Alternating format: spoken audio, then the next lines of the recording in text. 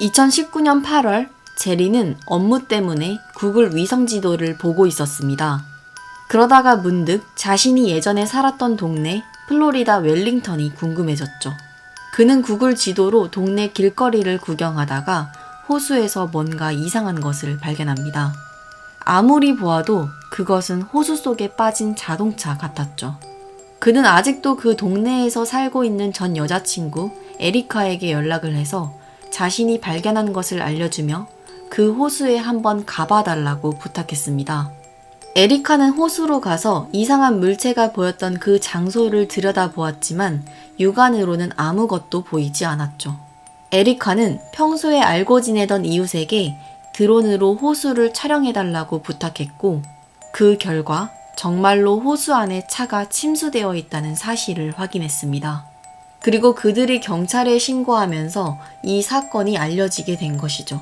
경찰은 인양 작업을 통해 차를 호수 속에서 끌어냈습니다. 운전석에서는 유골이 발견되었고 검시관이 검사를 한 결과 무려 20년 전 실종되었던 남자 윌리엄 몰트라는 사실이 밝혀집니다. 실종 당시 40세였던 윌리엄 몰트는 1997년 11월 7일 친구들과 함께 나이트클럽에 갔습니다.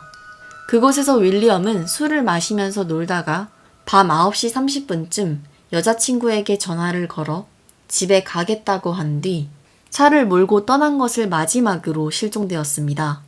나이트클럽에서 윌리엄을 마지막으로 본 목격자들은 그가 술을 마시긴 했지만 많이 취한 것 같아 보이진 않았다고 했죠. 경찰이 실종자 수사를 했지만 그날 이후로 그를 본 목격자도 단서도 없고 어떠한 범죄의 증거조차 발견하지 못해서 결국 미해결 사건으로 남았습니다. 하지만 약 20년의 세월이 흐른 뒤 구글 지도 속에서 실종된 윌리엄의 차량을 발견하게 된 것이죠. 심지어 이 차는 2007년부터 구글 위성 지도에서 볼 수 있었지만 제리가 발견하기 전까지는 아무도 윌리엄의 차를 발견하지 못했습니다. 실제로 호수로 가면 육안으로는 차량을 발견하기 어려웠기 때문에 그 동네 주민들도 긴 세월 동안 전혀 알아차리지 못했던 것이죠. 경찰은 사건 당시 윌리엄이 술을 마신 상태라서 차를 제대로 통제하지 못하고 운전하다가 호수에 빠진 것으로 추정했습니다. 윌리엄의 유족들은 20여 년이 지나 가족의 실종 사건의 해답을 알 수 있게 되었습니다. 사실 구글 지도에 실종자 차량이 발견된 사건은 2019년이 처음이 아닙니다. 2015년도에는 한 청년이 크리스마스를 위해서 사다리를 타고 나무 위를 장식하다가 호수 속에 빠진 자동차를 발견하게 되는데요. 차량 속에도 유골이 있었고 2006년 실종되었던 72세 남성 데이비드 나일스로 밝혀졌습니다.